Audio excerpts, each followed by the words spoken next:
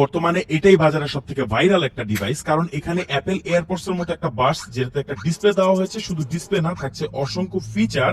যেমন এটাতে গেমস পাচ্ছি, দেখেন এই গেমস গুলো কিন্তু আমরা সব সময় আমাদের ফোনে খেলেছি, বাট এখন এটা অ্যাপেল এয়ারপডস এর একটা ডকে আপনি খেলতে পারছেন, মানে ইমাজিন করতে পারতেছেন।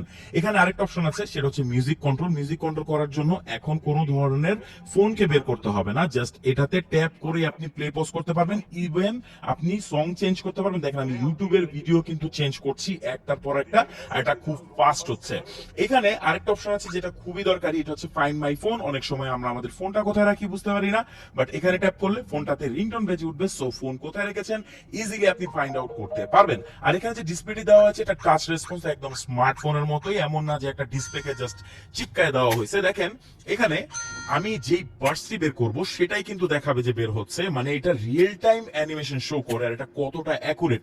এখানে আবার টাইপ সি পোর্ট দেওয়া হয়েছে একদম লেটেস্ট অ্যাপেল এয়ারপডস কে ফলো করার জন্য। এটাতে আবার স্পিকারও আছে, মানে ভাই কি বলবো, সমস্যা একটাই, স্টক খুবই কম। Prozone Shop.